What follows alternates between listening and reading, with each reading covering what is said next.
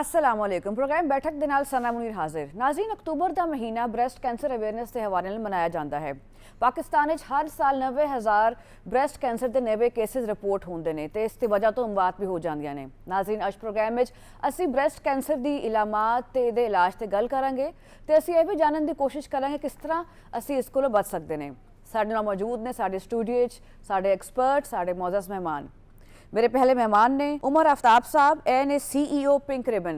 मेरी दूजी गेस्ट ने डॉक्टर असमा रशीद, एन a clinical oncologist. Welcome to the programme. सबसे पहले सर मैं तुहाडे नाल प्रोग्राम का आगाज़ करांगी। जिहड़ा ब्रैसट कैंसर है ये है कि क्योंकि अक्सर लोगों को इतनी क्लैरेंस नहीं होती, साडे जिहड़े आवाम ने जो लोग ने। हुण जाहिर है कि ब्रैसट कैंसर अवेयरनेस का महीना है अक्तूबर, तो तुसीं की समझदे हो ब्रैसट कैंसर की शै वे ते पाकिस्तान की खवातीन च कितना कॉमन है?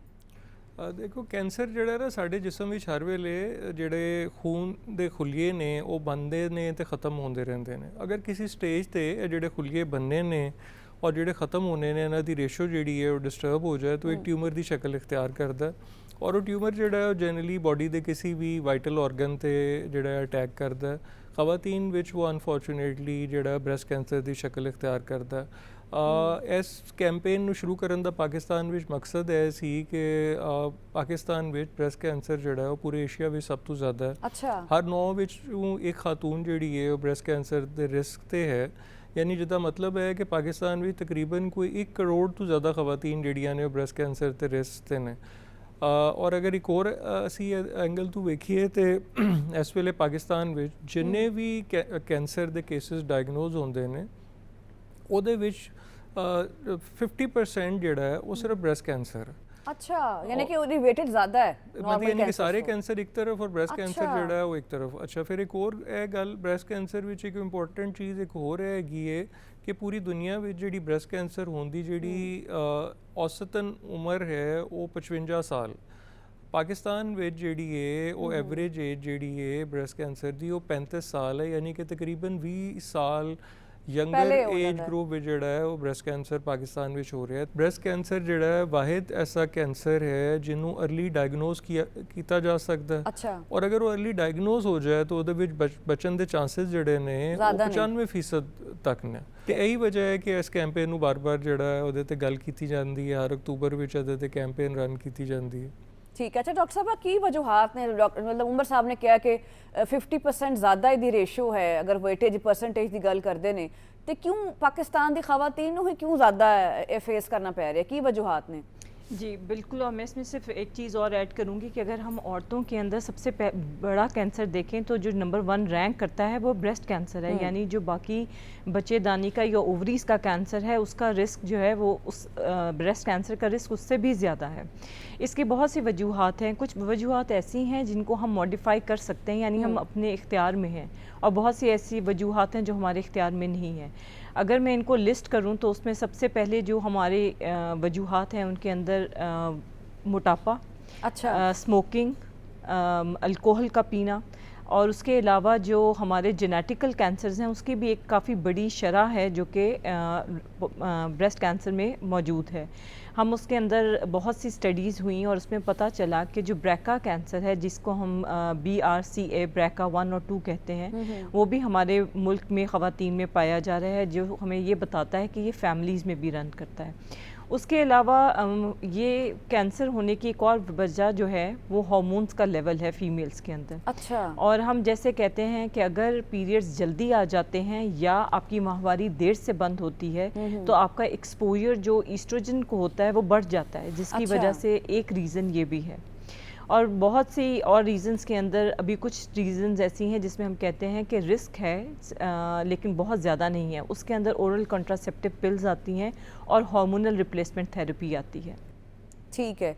अच्छा, अगर किसी को हो जाता है ब्रैसट कैंसर होने लगा है तो की किस किस्म की अलामात फिर जाहिर होंदियां ने जिसम जो खवातीन जड़ी ने अपने आप को डिटेक्ट भी कर सकते हैं कि अच्छा अलामात कुछ होते हैं कि बड़ी इतनी कुछ सम टाइम को जाहिर नहीं होती, कुछ जाहिर होने लगती है, फिर किस तरह पता चलता है कि ब्रैसट कैंसर तरफ जिसम जा रहा है? तो ज़्यादातर जी अलामात ने वो सारियां जाहिर होंदियां ने, जिस तरह कि अगर छाती के किसी भी हिस्से ते या बगल के थले कोई गिल्टी बने और वो गिल्टी अगर मतलब अपना साइज़ भी चेंज करती रहे और ज़रूरी नहीं कि उस गिल्टी विच जिहड़ी दर्द होए ਉਹ ਗਿਲਟੀ ਜਿਹੜੀ ਹੈ ਉਹ ਇੱਕ ਇੰਪੋਰਟੈਂਟ ਸਿੰਪਟਮ ਹੈ। ਇਸੇ ਤਰ੍ਹਾਂ ਅਗਰ ਛਾਤੀ ਦੀ ਜਿਹੜੀ ਸਕਿਨ ਹੈ ਉਹਦੇ ਤੇ ਅਗਰ ਕਿਸੇ ਤਰ੍ਹਾਂ ਦੀ ਰੈਸ਼ੇਜ਼ ਜਾਂ ਡਿੰਪਲਿੰਗ ਹੋ ਜਾਏ ਉਹਨੂੰ ਵੀ ਸੀਰੀਅਸਲੀ ਲੈਣਾ ਚਾਹੀਦਾ ਹੈ। ਔਰ ਅਗਰ ਛਾਤੀ ਤੋਂ ਕਿਸੇ ਤਰ੍ਹਾਂ ਦਾ ਕੋਈ ਡਿਸਚਾਰਜ ਸ਼ੁਰੂ ਹੋ ਜਾਏ ਤੇ ਇਹ ਅਲਾਮਾਤ ਨੇ। ਔਰ ਜ਼ਿਆਦਾਤਰ ਖਵਾਤੀਨ ਜਿਹੜੀਆਂ ਆਉਂਦੀਆਂ ਨੇ ਲੇਟ ਸਟੇਜ ਤੇ ਉਹਨਾਂ ਨੂੰ ਪਤਾ ਹੁੰਦਾ ਹੈ ਕਿ ਗਿਲਟੀ ਹੈ, ਲੇਕਿਨ ਕਿਉਂਕਿ ਉਹ ਗਿਲਟੀ ਵਿੱਚ ਪੇਨ ਨਹੀਂ ਹੋ ਰਹੀ ਹੁੰਦੀ ਤੇ ਉਹ ਉਹਨੂੰ ਇਗਨੋਰ ਕਰ ਦਿੰਦੀਆਂ ਨੇ ਤੇ ਉਹ ਫਿਰ ਆਹਿਸਤਾ ਆਹਿਸਤਾ ਪੇਨ ਉਸ ਵੇਲੇ ਸ਼ੁਰੂ ਹੁੰਦੀ ਹੈ ਜਦੋਂ ਖੁਦਾ ਨਾ ਖਾਸਤਾ ਕੈਂਸਰ ਜਿਹੜਾ ਉਹ ਜ਼ਿਆਦਾ ਐਡਵਾਂਸ ਸਟੇਜ ਤੇ ਹੋ ਜਾਂਦਾ। ਅੱਛਾ, ਪਹਿਲੇ ਪੇਨ ਨਹੀਂ ਹੁੰਦੀ? ਪਹਿਲੇ ਦੇ ਵਿੱਚ ਸ਼ੁਰੂ ਵਿੱਚ ਜਿਹੜੀ ਗਿਲਟੀ ਵਿੱਚ ਪੇਨ ਜਿਹੜੀ ਨਹੀਂ ਹੁੰਦੀ। ਔਰ ਇਹਨੂੰ ਮਤਲਬ ਡਾਇਗਨੋਸ ਕਰਨ ਲਈ ਜਿਹੜਾ ਸਭ ਤੋਂ ਆਸਾਨ ਤਰੀਕਾ ਉਹ ਹੈਗਾ ਕਿ ਜਿਹੜੀ ਯੰਗਰ ਏਜ ਵਿੱਚ ਜਿਹੜਾ ਖਵਾਤੀਨ ਜਿਹੜੀਆਂ ਨੇ ਉਹ ਮਹੀਨੇ ਵਿੱਚ ਕੋਈ ਇੱਕ ਡੇਟ ਜਿਹੜੀ ਹੈ ਆਪਣੀ ਫਿਕਸ ਕਰਨ ਔਰ ਉਹਦੇ ਤੇ ਆਪਣਾ ਖੁਦ ਛਾਤੀ ਦਾ ਮੁਆਇਨਾ ਜਿਹੜਾ ਕਰਨ। ਉਹਦੀ YouTube ਤੇ ਬਹੁਤ ਸਾਰੀ ਐਨੀਮੇਟਿਡ ਵੀਡੀਓਜ਼ ਵੀ ਅਵੇਲੇਬਲ ਨੇ। ਫਿਰ ਦੂਜੀ ਗੱਲ ਹੈ ਕਿ ਜਿਹੜੀ 30 ਸਾਲ ਔਰ ਉਹਦੇ ਤੋਂ ਉੱਤੇ ਦੀ ਖਵਾਤੀਨ ਨੇ ਉਹ ਆਪਣਾ ਕਲੀਨਿਕਲ ਯਾਨੀ ਕਿ ਕਿਸੇ ਡਾਕਟਰ ਤੋਂ ਆਪਣਾ ਮੁਆਇਨਾ ਕਰਾਉਣ। ਔਰ 40 ਸਾਲ ਤੋਂ ਉੱਤੇ ਦੀ ਜਿਹੜੀ ਖਵਾਤੀਨ ਨੇ ਉਹ 2 ਸਾਲ ਵਿੱਚ ਇੱਕ ਦਫਾ ਆਪਣਾ ਮੈਮੋਗ੍ਰਾਮ ਜਿਹੜਾ ਹੈ ਉਹ ਕਰਾਉਣ। ਤੇ ਅਗਰ ਇਹ 3 ਚੀਜ਼ਾਂ ਨੂੰ ਰੂਟੀਨ ਬਣਾਇਆ ਜਾਏ ਤੇ ਇਹਨੂੰ अर्ਲੀ ਡਾਇਗਨੋਸ ਜਿਹੜਾ ਕੀਤਾ ਜਾ ਸਕਦਾ। ਠੀਕ ਹੈ। ਅੱਛਾ, ਜਦੋਂ ਡਾਇਗਨੋਸ ਹੋ ਜਾਂਦਾ ਹੈ ਬ੍ਰੈਸਟ ਕੈਂਸਰ ਕਿਸੇ ਨੂੰ ਹੈ ਤੇ ਫਿਰ ਕੀ ਫਰਕ ਹੁੰਦਾ ਹੈ? ਮਤਲਬ ਅਗਰ ਅਸੀਂ ਗੱਲ ਕਰਦੇ ਨੇ अर्ਲੀ ਸਟੇਜ ਕੈਂਸਰ ਦੀ ਤੇ ਐਡਵਾਂਸ ਸਟੇਜ ਕੈਂਸਰ ਦੀ ਤੇ ਕਿੰਨਾ ਫਰਕ ਹੈ? ਕੋਈ मतलब अगर किसी को एडवांस हो गया है तो वो बच सकता है कि नहीं बच सकता? जी बिल्कुल, मुझे लगता है कि हम इस डर से गिल्टी को छुपा लेते हैं कि शायद अगर ये कैंसर की निकल गई तो इसका जो एंड है वो छाती का पूरे छाती का रिमूवल है या खुदा ना खास्ता उसमें डेथ है। भी चल रहा है माशरे च। जी बिल्कुल, और कुछ और मिसकंसेप्शंस भी हैं जिसमें हमारी बहुत सी ख़वातीन ऐसी हैं जिसमें अभी भी वो अपने घर वालों से, इवन अपने हस्बैंड से या इवन अपनी बहुत क्लोज रिश्तेदार या अपनी माँ से भी अपने बारे में बात करने से मैं समझ स्टिग्मा भी होता ना कि लोग गल नहीं करते, शर्मांदे ने इस मौजू पे गल करना, इतने कंफर्टेबल नहीं होते लोग। जी बिल्कुल ऐसा ही है, लेकिन मुझे लगता है कि हमें इस अवेयरनेस की बहुत ज़्यादा ज़रूरत है कि देखें ये अपने आप को पे तवज्जो देना और पूरे महीने में सिर्फ 5 मिनट निकालना बिल्कुल मुश्किल नहीं है। और अगर हम अपने आप को देखेंगे, हमें पता होगा कि हमारी नॉर्मल छाती की शक्ल क्या है, उसकी स्किन की रंगत क्या है। अगर हमें पता होगा तो हम एबनॉर्मल को अर्ली डिटेक्ट कर सकेंगे, क्योंकि अगर हमें अपना नॉर्मल ही नहीं पता होगा तो हम अपने एबनॉर्मल को डिटेक्ट करने यानी उस तक पहुंचने में बहुत ताख़ीर करते हैं। अगर हम गिल्टी को छोटे साइज़ में और छोटे स्टेज पे ही पकड़ लिया जाए तो ट्रीटमेंट में बहुत से मुख्तलिफ ऑप्शंस अवेलेबल हैं। और अगर हम बात करें कि जो लोगों के अंदर स्टिग्मा है कि ब्रेस्ट कैंसर में हमेशा पूरी छाती का ऑपरेशन होता है, तो जितनी छोटी गिल्टी होगी जितनी जल्दी पकड़ी जाएगी तो उसमें ऑपरेशन की जो प्रोसीजर है वो भी छोटा होता है। जिसके अंदर हम और ज़रूरी नहीं, दूसरी एक स्टिग्मा ये है कि लोगों को लगता है कि हर स्टेज पे कीमो की ज़रूरत है, और कीमो एक ऐसा नाम है जिसका सुन के लोग बहुत डर जाते हैं कि उससे बाल उतर जाएंगे और हम बिल्कुल खा पी नहीं सकेंगे। इस वजह से जो है खौफ तो है। हाँ जी, इसलिए ये बताना बहुत ज़रूरी है कि अगर गिल्टी को बहुत छोटी स्टेज पे पकड़ा जाए और बगल में भी कोई गिल्टी ना हो और वर्कअप करने के बाद ये पता चले कि ये बिल्कुल अर्ली स्टेज का कैंसर है, तो उसमें सिर्फ उस गिल्टी को निकाला जाता है और बाकी ब्रेस्ट को बचा लिया जाता है। और हमारे पास बहुत सी अब ट्रीटमेंट ऑप्शंस अवेलेबल हैं जिसके अंदर रेडिएशन है, अगर बिल्कुल अर्ली स्टेज कैंसर हो जिसमें कीमो की ज़रूरत नहीं होती, लेकिन इसमें बहुत से और भी फैक्टर हैं। ब्रेस्ट कैंसर फेटल नहीं होता, जितना अर्ली डिटेक्ट होएगा तो फिर मतलब इनकी कोई डेथ नहीं हो सकती। जी बिल्कुल, और ब्रेस्ट कैंसर एक ऐसा वाहिद कैंसर है क्योंकि ये हर जगह है, इसका इंसिडेंस पूरी दुनिया में ज़्यादा है और इस पर सबसे ज़्यादा रिसर्च की जा रही है ताकि लोगों को ज़िंदा रहने में मज़ीद साल मिल सके।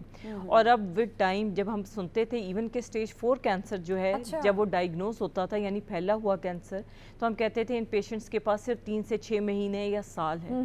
लेकिन अब विद बहुत सी तहकीक के साथ और बहुत सी ट्रीटमेंट ऑप्शंस के बाद हमारे पास जो टाइम स्पैन है वो चंद साल है, जो 5 to 10 years तक भी जा सकता है। अच्छा। तो इसको बताना और फैलाना बहुत ज़रूरी है ताकि लोग डरे ना और अपनी इलाज को और अपने आप को अहमियत दें। बिल्कुल बिल्कुल।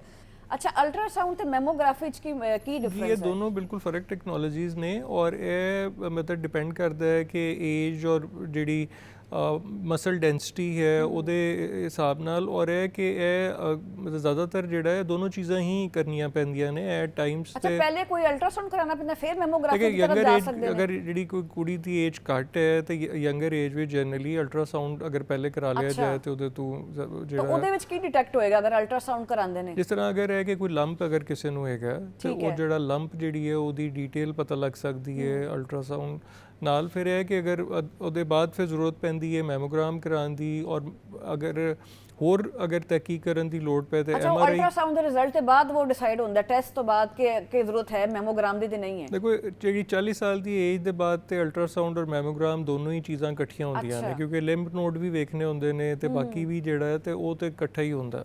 ਲੇਕਿਨ ਜਿਸ ਤਰ੍ਹਾਂ ਯੰਗਰ ਏਜ ਵਿੱਚ ਅਗਰ ਕਿਸੇ ਨੂੰ ਕੋਈ, ਕਿਉਂਕਿ ਉਹਦੀ ਵਜ੍ਹਾ ਹੈ ਕਿ ਯੰਗਰ ਏਜ ਵਿੱਚ ਗਿਲਟੀ ਜਿਹੜੀ ਹੈ ਉਹ ਕਿਸੇ ਹੋਰ ਚੀਜ਼ ਦੀ ਵਜ੍ਹਾ ਤੋਂ ਵੀ ਹੋ ਸਕਦੀ ਹੈ ਤੇ ਉਹ ਜਿਹੜਾ, ਔਰ ਉਹ ਫਿਰ ਅਗਰ ਇਹ ਸਾਰੇ ਦੇ ਬਾਅਦ ਜਿਹੜਾ ਫਿਰ ਬਾਇਓਪਸੀ ਜਿਹੜੀ ਹੈ ਉਹ ਕੀਤੀ ਜਾਂਦੀ ਹੈ, ਉਹਦੇ ਤੋਂ ਫਿਰ ਇਹ ਪਤਾ ਲੱਗਦਾ ਹੈ ਕਿ ਆਇਆ ਜਿਹੜਾ ਗਿਲਟੀ ਹੈ ਉਹ ਕੈਂਸਰਸ ਹੈ ਜਾਂ ਨਾਨ ਕੈਂਸਰਸ ਹੈ, ਔਰ ਫਿਰ ਇਸ ਤਰ੍ਹਾਂ ਫਿਰ ਅੱਗੇ ਫਿਰ ਉਹਦੇ ਬਾਅਦ ਜਿਹੜਾ ਉਹਦੀ ਸਟੇਜ ਦੇ ਹਿਸਾਬ ਨਾਲ ਟ੍ਰੀਟਮੈਂਟ ਜਿਹੜੀ ਉਹ ਪਲਾਨ ਹੁੰਦੀ ਹੈ। ਠੀਕ ਹੈ। ਅੱਛਾ ਡਾਕਟਰ ਸਾਹਿਬ, ਜਦੋਂ ਅਸੀਂ ਡਾਇਗਨੋਸਿਸ ਦੀ ਗੱਲ ਕਰਦੇ ਨੇ, ਡਾਇਗਨੋਜ਼ ਹੈ ਅਗਰ ਕਿਸੇ ਬੰਦੇ ਨੂੰ ਹੋ ਗਿਆ ਡਿਟੈਕਟ, ਠੀਕ ਹੈ, ਇਹ ਤਾਂ ਚਲੇ ਅਸੀਂ ਇਹ ਵੀ ਦੇਖ ਲਿੱਤਾ ਕਿ अर्ਲੀ ਹੈ ਜਾਂ ਐਡਵਾਂਸ ਸਟੇਜ ਹੈ। ਅਗਰ ਕਿਸੇ ਨੂੰ ਖੁਦਾ ਨਾ ਖਾਸਤਾ ਐਡਵਾਂਸ ਸਟੇਜ ਤੇ ਕੈਂਸਰ ਹੋ ਗਿਆ ਤੇ ਫਿਰ ਕੀ ਉਹਦੇ ਮੈਥਡਸ ਨੇ ਕਿ ਉਹਦੀ ਜ਼ਿੰਦਗੀ ਬਚ ਸਕਦੀ ਹੈ? ਕੀ ਤੁਸੀਂ कह रहे हो रिसर्च, जैसे ਤੁਸੀਂ कह रहे थे रिसर्च बड़ी हो रही है, लाइफ स्पैन भी बढ़ गया है? एक को हम कहते हैं लोकली एडवांस, यानी बीमारी में जो गिल्टी है उसका साइज़ ज़्यादा है, या वो अपनी बगल की गिल्टियों में उसके जो number of lymph nodes involve हैं वो ज़्यादा है। उन पेशेंट्स में भी जो हमारा इंटेंट होता है उसमें बीमारी को ख़त्म करना ही होता है, जिसमें नॉर्मली उसके हार्मोन स्टेटस को चेक किया जाता है, जिसमें ER स्टेटस, PR स्टेटस और HER2/neu ये कुछ जेनेटिक टेस्ट हैं जो कि हम परफॉर्म करते हैं, और फिर उसके मुताबिक हमें बीमारी को छोटा साइज़ गिल्टी के छोटा करने के लिए कीमोथेरेपी देनी पड़ती है। एडवांस स्टेज पे होगी फिर? जी बिल्कुल, अर्ली स्टेज पे नहीं है। अच्छा, अर्ली स्टेज में मैं इस चीज़ को थोड़ा सा क्लियर कर दूं कि अर्ली स्टेज के अंदर ज़रूरी नहीं है कि कीमोथेरेपी मिले, लेकिन कुछ पेशेंट्स के अंदर जैसे मैंने कहा कि हमें जेनेटिक टेस्ट करवाते हैं, और अगर उसमें से कोई टेस्ट पॉजिटिव आए, जैसे अगर मैं नाम ले सकूं तो ट्रिपल नेगेटिव अगर यंग एज ग्रुप में होता है तो उसको एग्रेसिव कैंसर समझा जाता है। उन पेशेंट्स में अर्ली स्टेज में भी हम कीमोथेरेपी देते हैं। और HER2 पॉजिटिव कैंसर अगर हो उसके अंदर भी अगर उसका साइज़ 1.5 से बढ़ चुका है तो हम नॉर्मली उनमें कीमो देते हैं। तो एडवांस स्टेज में सबसे पहले कीमो होती है बीमारी को छोटा करने के लिए। उसमें हर पेशेंट को कीमो से पहले उसका मुआयना किया जाता है, बीच में अल्ट्रासाउंड। यानी कि यह है कि इलाज मुमकिन है? जी बिल्कुल, इलाज मुमकिन है। फिर जिन्हें दी डेथ हो जाती वो फिर आखिरी स्टेज तुहाडे कोल आंदे ने, की सिलसिला हुंदा है फिर? अच्छा, डेथ का जो कॉन्सेप्ट है, देखें उसको थोड़ा सा क्लियर करने की ज़रूरत है कि डेथ की बहुत सी रीज़न्स हैं। एक ये है कि ट्रीटमेंट रिलेटेड डेथ है, जिसमें अगर खुदा ना खासा कोई ट्रीटमेंट ली और उसकी ऐसी पेचीदगी हो गई कि डेथ हो गई।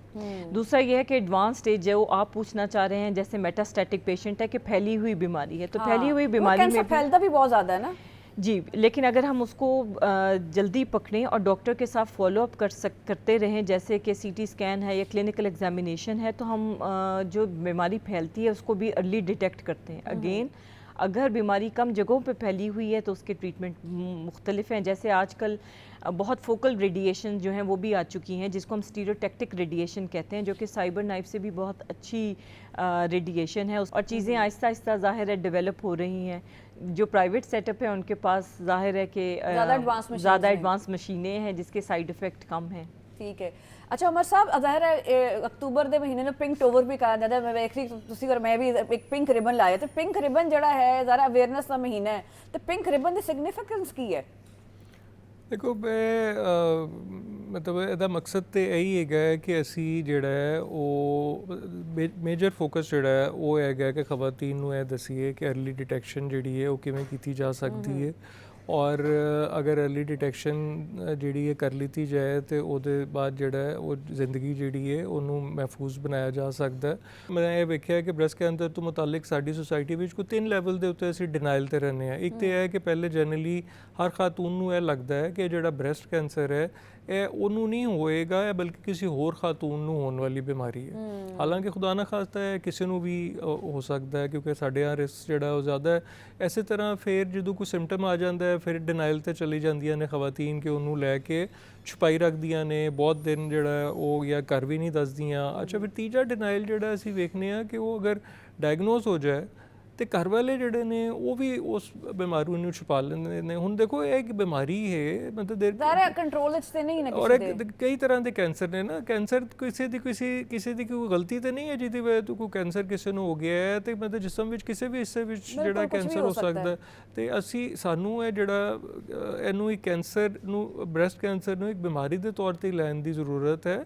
ਔਰ ਇਹ ਕਿ ਜਿੰਨੀ ਛੇਤੀ ਜਿਹੜਾ ਹੈ ਉਹ ਇਹਨੂੰ ਡਾਇਗਨੋਸ ਕਰਕੇ ਡਾਕਟਰ ਕੋਲ ਜਾਇਆ ਜਾਏ, ਉਨਾ ਹੀ ਜ਼ਿੰਦਗੀ ਬਾਅਦ ਵਿੱਚ ਜਿਹੜੀ ਹੈ ਆਸਾਨ ਹੈ, ਬਿਹਤਰ ਹੈ। ਮਰਦਾਂ ਨੂੰ ਹੁੰਦਾ, ਮਰਦਾਂ ਨੂੰ ਇਸ ਤਰ੍ਹਾਂ ਕੈਂਸਰ ਹੁੰਦਾ ਜੀ ਬਿਲਕੁਲ ਜੀ। ਬ੍ਰੈਸਟ ਕੈਂਸਰ ਜਿਹੜਾ ਹੈ ਉਹ ਮਰਦਾਂ ਵਿੱਚ ਵੀ ਹੁੰਦਾ। ਪਹਿਲੇ ਦੀ ਰੇਸ਼ੋ ਕੋਈ 1% ਦੇ ਕਰੀਬ ਸੀ, ਉਹ ਵੀ ਹੁਣ ਵੱਧ ਕੇ ਤਕਰੀਬਨ ਕੋਈ 3% ਦੇ ਕਰੀਬ ਜਿਹੜੀ ਹੈ। ਇਹ ਵੀ ਹਾਰਮੋਨਲ ਹੈ, ਸਾਡੀ ਡਾਈਟ ਤੇ ਕੋਈ ਮਸਲਾ ਹੈ ਕਿ ਸਾਡੇ ਹਾਰਮੋਨਸ ਫਲਕਚੁਏਟ ਹੋ ਰਹੇ ਨੇ ਬੜੇ? ਇਹ ਹੁਣ ਬਹੁਤ ਸਾਰੀ ਸਟੱਡੀਜ਼ ਦੱਸਦੀਆਂ ਨੇ ਕਿ ਕੁਝ 40% ਜਿਹੜਾ ਕੈਂਸਰ ਦਾ ਜਿਹੜਾ ਰਿਸਕ ਹੈ ਉਹਨੂੰ ਘਟਾਇਆ ਜਾ ਸਕਦਾ ਹੈ, ਜਿਹਦੇ ਵਿੱਚ ਕਿ ਲਾਈਫ ਸਟਾਈਲ ਜਿਹੜਾ ਹੈ ਬਹੁਤ ਇੰਪੋਰਟੈਂਟ ਹੈ। ਜੋ ਅਸੀਂ ਖੁਰਾਕ ਖਾ ਰਹੇ ਹਾਂ, ਜਿਵੇਂ ਡਾਕਟਰ ਸਾਹਿਬਾਂ ਨੇ ਦੱਸਿਆ ਕਿ ਹਾਰਮੋਨਸ ਦਾ ਜਿਹੜਾ ਹੈ ਬਹੁਤ ਇੰਪੋਰਟੈਂਟ ਰੋਲ ਹੈ।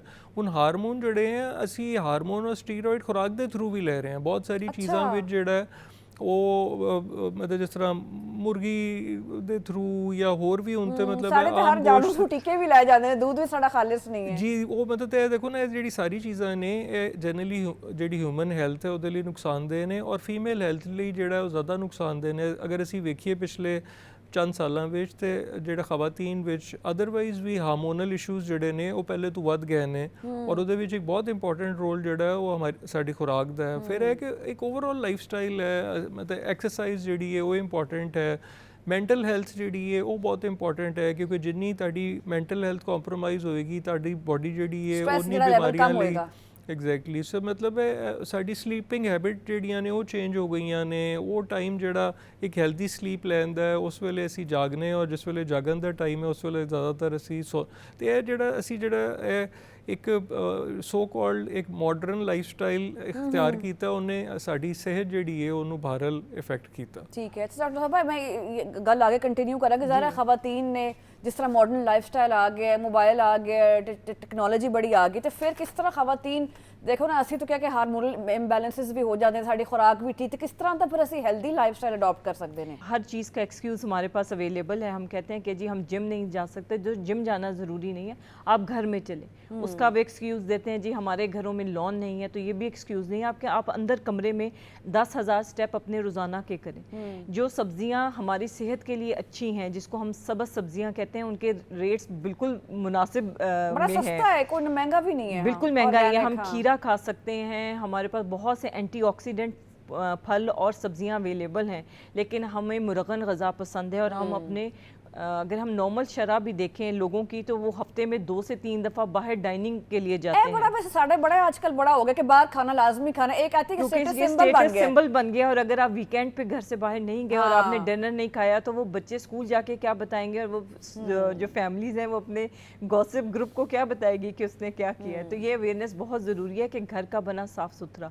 अच्छा, दूसरी इंपॉर्टेंट चीज़ जो घर के खाने में भी हाईलाइट करने की ज़रूरत है, वो है ऑयल की मिकदार जो हम सालन में इस्तेमाल करते हैं। और हम कहते हैं कि जी हमने तो घर का ही खाया, ग़ज़ा ते आ गए थे, लाइफस्टाइल ते आ गए जी। बिल्कुल, एक नॉर्मल खातून को और हर इंसान को, मर्द और औरत, बच्चे भी, मुझे लगता है कि हमें रोज़ाना वॉक करनी चाहिए। पानी का इस्तेमाल 2 से 3 लीटर ज़रूर करना चाहिए। फल और सब्जियों का इस्तेमाल करें, और जो चाय है और कॉफ़ी, उसकी कंजप्शन को हमें एक मुतवाज़न मिकदार तक रखनी चाहिए, ताकि उससे ज़्यादा हम ना खाएं और अपने आप को एक्टिव रखें।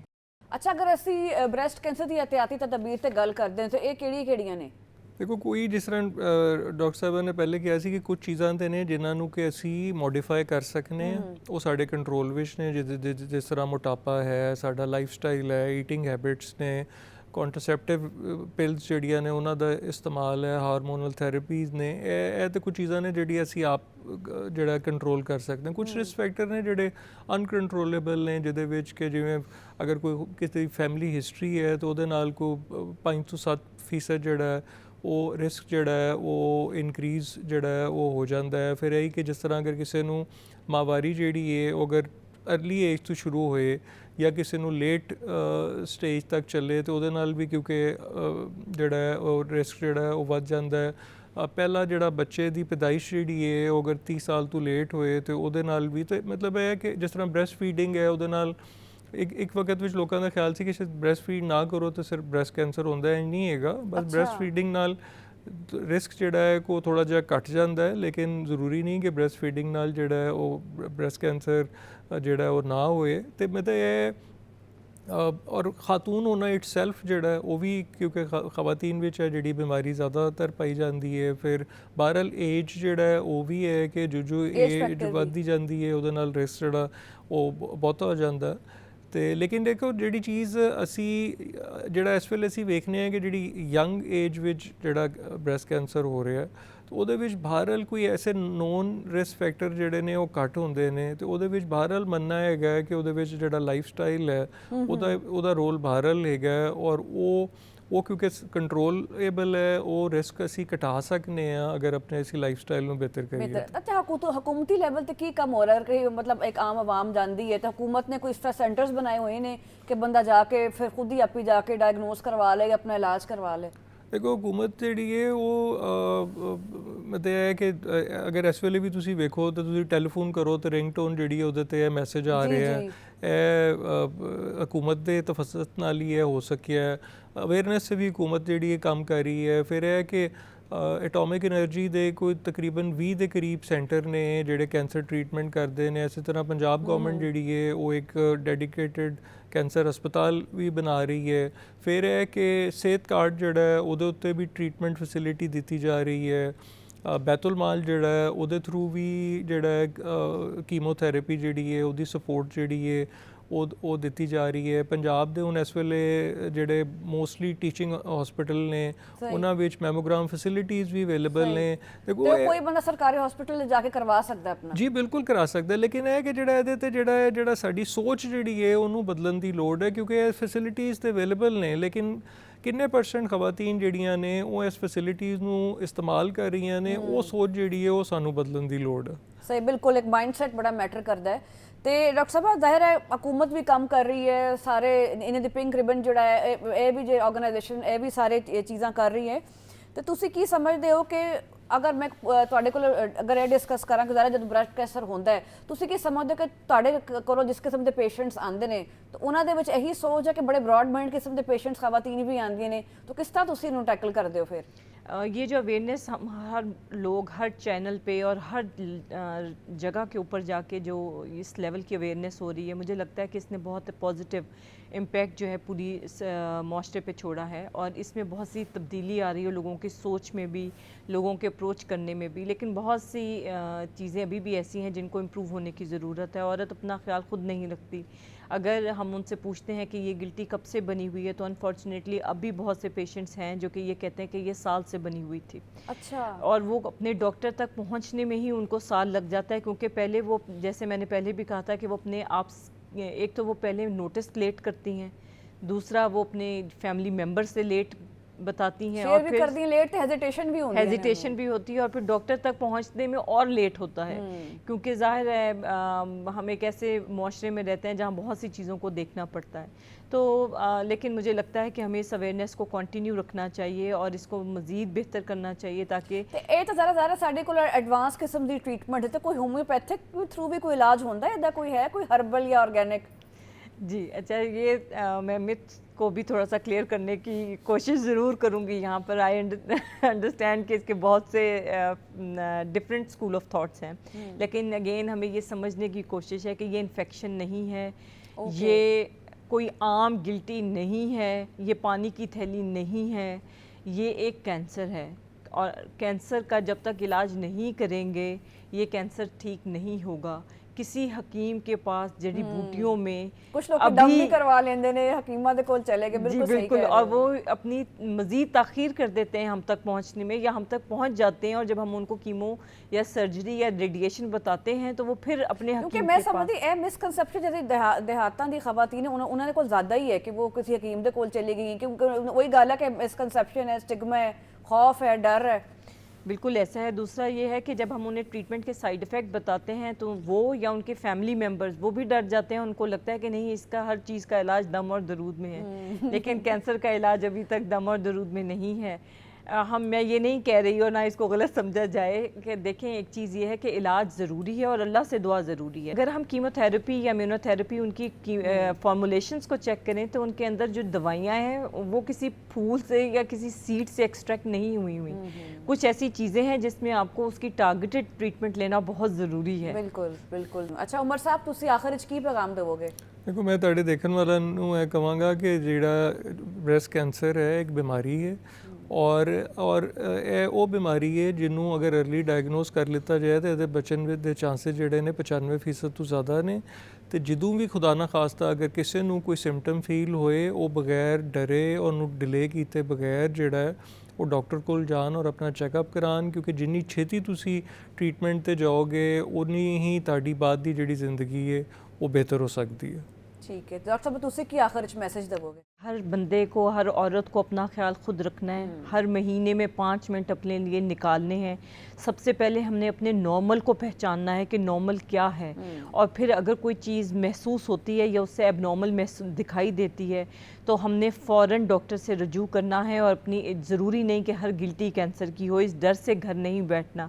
और ये मैसेज बहुत ज़रूरी है। ये अक्टूबर का महीना है जिसमें हमने ये मैसेज बहुत दूर दूर तक पहुँचाना है। जैसे उमर साहब ने भी कहा, हम इससे मिल के ख़त्म कर सकते हैं।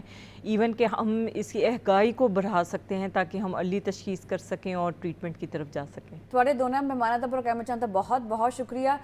ਨਾਜ਼ਰੀਨ, ਐਸੀ ਸਾਡਾ ਅੱਜ ਦਾ ਪ੍ਰੋਗਰਾਮ, ਅਸੀਂ ਗੱਲ ਕੀਤੀ ਬ੍ਰੈਸਟ ਕੈਂਸਰ ਅਵੇਅਰਨੈਸ ਦੇ ਹਵਾਲੇ ਨਾਲ, ਇਹਦੇ ਇਲਾਜ ਦੇ ਉੱਤੇ, ਦੀ ਅਲਾਮਾਤ ਦੇ ਉੱਤੇ ਤੇ ਕਿਸ ਤਰ੍ਹਾਂ ਅਸੀਂ ਬ੍ਰੈਸਟ ਕੈਂਸਰ ਤੋਂ ਬਚ ਸਕਦੇ ਨੇ।